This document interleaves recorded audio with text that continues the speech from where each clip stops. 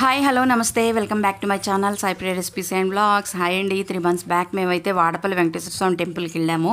So 3 months అవుతుందండి. ఇప్పటిదాకా నాకు వీడియో అప్లోడ్ చేయడం కుదరలేదు. ఇప్పుడు అప్లోడ్ చేస్తున్నాను, మీరు కూడా చూడండి. పచ్చని పొలాలు, ప్రశాంతమైన వాతావరణం ఉంది, చాలా బాగుంది.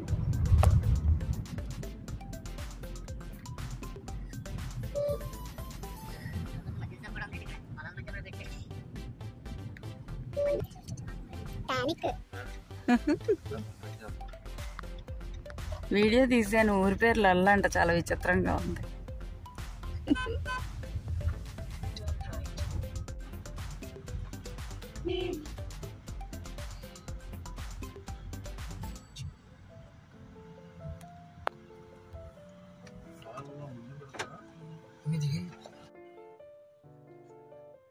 ఇదే వాడపల్లి వెంకటేశ్వర స్వామి టెంపుల్ ఎంట్రన్స్. వాడపల్లి కోనసీమ జిల్లా ఆత్రేయపురం మండలంలో గోదావరి ఒడ్డునున్న ప్రశాంతమైన గ్రామం ఇది. ప్రఖ్యాత పుణ్యక్షేత్రం కూడా. ఇది మండల కేంద్రమైన ఆత్రేయపురం నుండి 5 కిలోమీటర్ల దూరంలో ఉంటుంది. అంతేకాదు రాజమండ్రి నుంచి 25 కిలోమీటర్ల దూరంలో ఉంటుంది. తిరుపతి, ద్వారకా, తిరుమల తర్వాత అత్యంత ప్రజాదరణ పొందిన క్షేత్రం ఈ వాడపల్లి అండి. గౌతమి నది తీరం వెంబడి అందమైన పచ్చని పొలాల మధ్య కల గ్రామం కాలుష్యానికి దూరంగా ఉంటుంది. అయితే కొద్ది దూరాల్లోనే అనేక వాడపల్లులు కలిగి ఉన్నందున లొల్లకు ఆనుకొని ఉండటంతో లొల్ల వాడపల్లిగా పిలుస్తారట దీన్ని. ఇక్కడ దేవాలయంలోని గర్భగుడిలో ఉన్న స్వామివారు నల్లని చెక్కపై చెక్కిన విగ్రహం అండి. ఈ విగ్రహాన్ని చూసేందుకు శిలగా ఉంటుంది, కానీ ఇక్కడ శిలాఫలకం ఆధారంగా ఈ క్షేత్ర చరిత్ర ఈ విధంగా ఉంది అన్నమాట. ఇక్కడ గర్భగుడికి ఎంట్రన్స్కి ఎదురుగా శివాలయం ఉందండి, మీరు వీడియోలో చూడొచ్చు.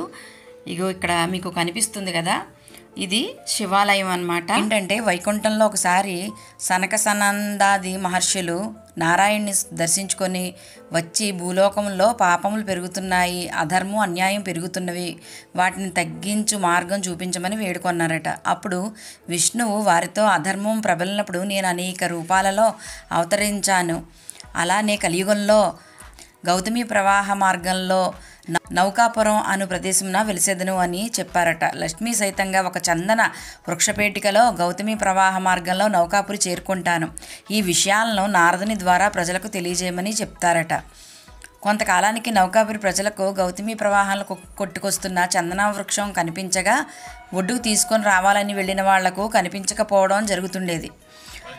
అయితే ఒకరోజు ఊర్లో గల వృద్ధ బ్రాహ్మణుడు కళ్ళలో స్వామి కనిపించి, కలి ప్రభావం వల్ల మీరు నన్ను చూడలేకపోతున్నారు, తెల్లవారక ముందే అందరూ శుభ్రంగా మీ నదిలో స్నానం చేసుకుని మంగళవాయిద్యాలతో నౌకలో నదీ గర్భంలోకి వెళితే కృష్ణగరుడ పక్షి వాలి ఉన్న చోట నేనున్న చందనపేటకు దొరుకుతుందని చెప్పారట. ప్రజలు స్వామి ఆదేశానుసారం వెళ్ళి చందనపేటకు కనిపిస్తుందని దాన్ని నిపుణులైన శిల్పితో తెప్పించగా దానిలో శంఖ చక్ర గదాయుడైన నారాయణ విగ్రహం కనిపిస్తుంది. ఆ విగ్రహానికి గౌతమి నది తీరాన దేవాలయం నిర్మించి అదే మూర్తిని ప్రతిష్ట కావించి పూజించడం ప్రారంభించారటండి. ప్రస్తుతం ఆలయాన్ని పెనపోత గజేంద్రుడనే అగ్నికుల క్షత్రియ వంశానికి చెందిన వారు నిర్మించారట. ఈయన 1700 సంవత్సరంలో పెనపోత గజేంద్రుడు గారు నౌకల ద్వారా అనేక దేశాలకు ఎగుమతులు దిగుమతులు చేసి గొప్ప సంపన్నులయ్యారు. అయితే ఆయన 1759వ సంవత్సరంలో వాడపల్లి శ్రీ వెంకటేశ్వర స్వామివారి ఆలయాన్ని నిర్మించి ధూపదీప నైవేద్యాలకు 275 ఎకరాల భూమిని వజ్ర వైఢూర్యాలను విరాళంగా ఇచ్చారట.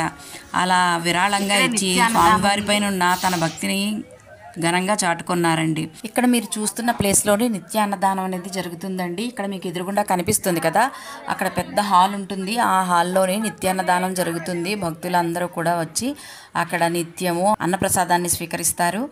అయితే మరి శనివారం అది అన్ని రాష్ట్రాల నుంచి కూడా మొత్తం భక్తులు ఎక్కువ మొత్తంలో వస్తూ ఉంటారు. వాళ్ళ కోసమని బయట ఎంట్రన్స్లోనే ఖాళీ ప్లేస్లోనే అరేంజ్ చేస్తారంటండి భోజనాలు. మేము వెళ్ళింది బుధవారం కనుక మేము ఇక్కడ హాల్లోనే తిన్నాము.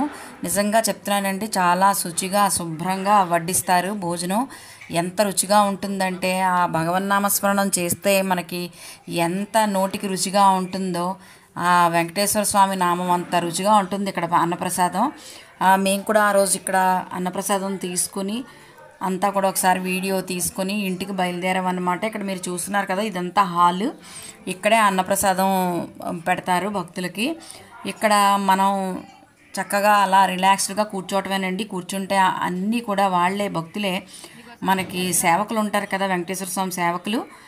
ఆ సేవకులే వచ్చి ఒకదాని తర్వాత ఒకటి అన్నీ వడ్డిస్తారు. ముందుగా పచ్చడి, పప్పు, అన్నము, పెరుగు, మంచినీళ్ళు, సాంబారు అన్నీ కూడా వడ్డిస్తారండి. అన్నీ కూడా చాలా రుచిగా ఉంటుంది. తృప్తిగా కూడా భోంచేసాం మేము. మీరు కూడా ఎప్పుడైనా వాడపల్లి వస్తే మీరు అసలు ఎక్కడికి రెస్టారెంట్కి అది వెళ్ళాల్సిన అవసరం లేదు, భోజనం తెచ్చుకోవాల్సిన అవసరం అంతకన్నా లేదండి. మీరు చక్కగా ఇక్కడికి వచ్చి హ్యాపీగా స్వామివారి ప్రసాదాన్ని స్వీకరించి ఎంతసేపు కావాలంటే అంతసేపు, ఎంత కడుపు నిండుగా తినాలంటే అంత కూడా కడుపు నిండుగా మీరు భోంచేసి మీరు మీ ఇంటికి తిరుగు ప్రయాణం అవ్వచ్చు. అంతేకాదు ఇక్కడ స్వామివారి ప్రసిద్ధి ఏంటంటే 7 వారాలు రావాలండి. అంటే మనం వచ్చిన మామూలుగా దర్శనం చేసుకున్న తర్వాత స్వామి నేను మళ్ళీ వస్తాను, స్వామి నా కోరిక నెరవేర్తే కనుక మళ్ళీ వస్తాను అని కానీ మొక్కుకుంటే తప్పకుండా మీరు 7 శనివారాలు స్వామివారి దర్శనానికి తప్పకుండా రావాల్సి ఉంటుందనో. అంతేకాదు 7 శనివారాలు అయిన తర్వాత మరొక వారం వడ్డీ వారం అంటారండి. మన కోరిక నెరవేరాలంటే 7 శనివారాలు అయిన తర్వాత వడ్డీ వారం వచ్చి ఇక్కడ స్వామివారికి కుటుంబ సమేతంగా అభిషేకం చేయించుకొని వెళ్ళాలంట అండి. ఇక్కడికి వచ్చిన వాళ్ళందరూ కూడా నాకు చెప్పారు, అదే నేను మీకు కూడా చెప్తున్నాను. ఇక్కడికి వచ్చి మొక్కుకుంటే ప్రతి వారికి కూడా కోరికలు నెరవేరినయటండి. అయితే నేనైతే రాలేను తండ్రి స్వామి, నేను రాలేనని దండం పెట్టుకున్నానండి. ఎందుకంటే స్వామివారు ఎలా ఉంటారో ఇదంతా వీడియో తీసి మీకు కూడా స్వామివారిని చూపిద్దామని ఉద్దేశంతో నేను వచ్చాను.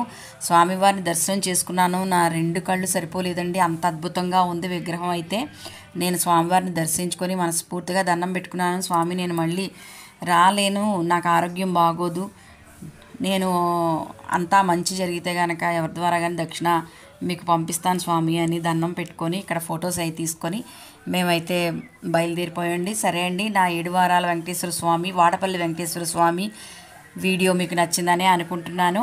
నా వీడియో కనుక మీకు నచ్చితే నా ఛానల్ని సబ్స్క్రైబ్ చేసుకోండి. అలాగే నా వీడియోని మీ ఫ్రెండ్స్ అండ్ ఫ్యామిలీ మెంబర్స్ అందరికీ కూడా షేర్ చేయండి. మరొక వీడియోతో మళ్ళీ కలుద్దాం. అంతవరకు సెలవు, bye. Thank you for watching. ధన్యవాదాలు. గోవిందా గోవిందా.